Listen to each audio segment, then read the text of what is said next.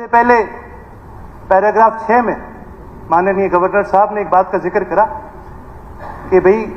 Anti corruption जो policies हैं उनके बारे में जिक्र किया गया। साथ ही साथ पैराग्राफ 8 में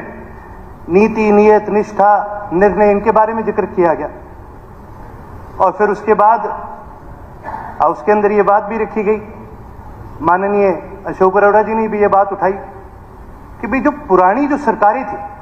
उनकी जो करप्ट पॉलिसीज है, क्या उनके ऊपर कार्रवाई करना जरूरी नहीं है करप्शन फ्री सरकार चलाने के लिए? बिल्कुल जरूरी है।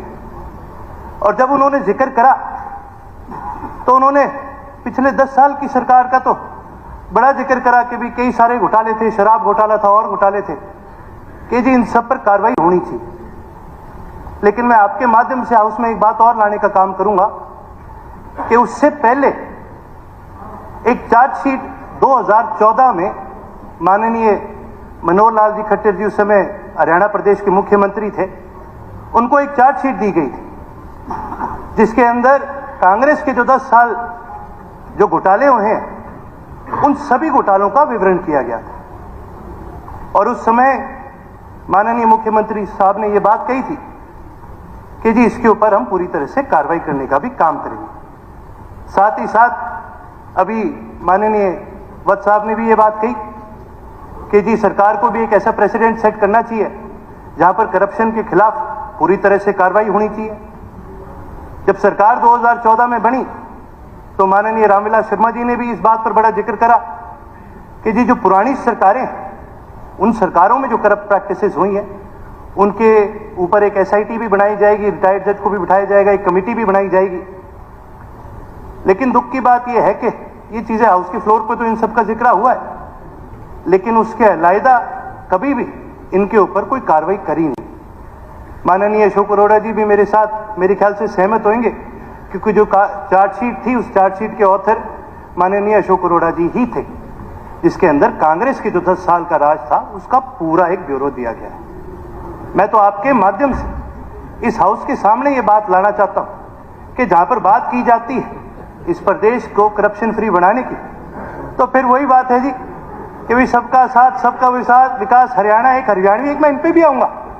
लेकिन मैं ये कहना चाहूंगा कि अगर मैं दोनों को बोलूंगा जी, मैं दोनों को बोलूंगा कि भाई जहां करप्शन के चार्जेस है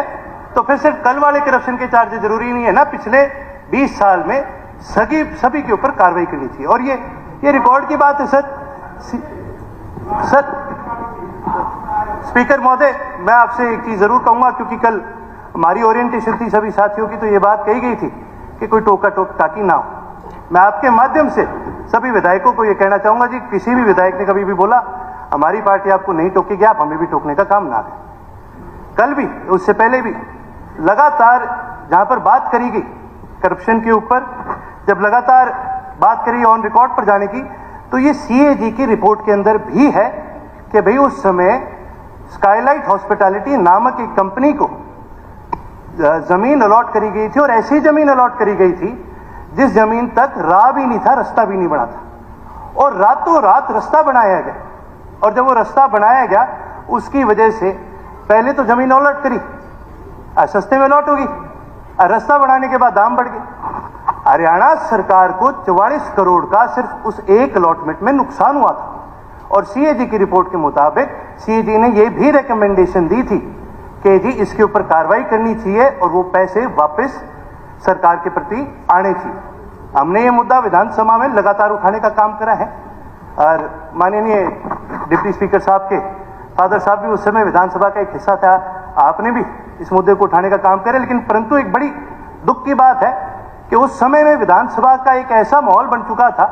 कि आम मुद्दों को उठाया नहीं जाता था, उनको दबाने का पूरा प्रयास करा जाता था। हम तो जी नए विधायक,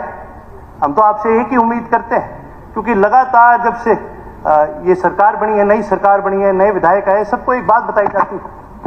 कि जी सबको बराबरी का मौका भी दिया जाएगा, सबकी बात भी सुनी जाएगी, सबकी बात रखी भी जाएगी और उसको आगे बढ़ाने का काम भी करेंगे।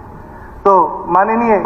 उपाध्यक्ष महोदय जी के माध्यम से मैं सरकार को जरूर कहना चाहूंगा, पिछले 10 साल का ब्यौरा तो अशोक अरोड़ा जी ने दे दिया, उससे भी पहले के जो 10 साल है उसका भी ब्यौरा उन्होंने दे रखा है, उसके ऊपर भी पूरी तरह से कार्रवाई करे जाए।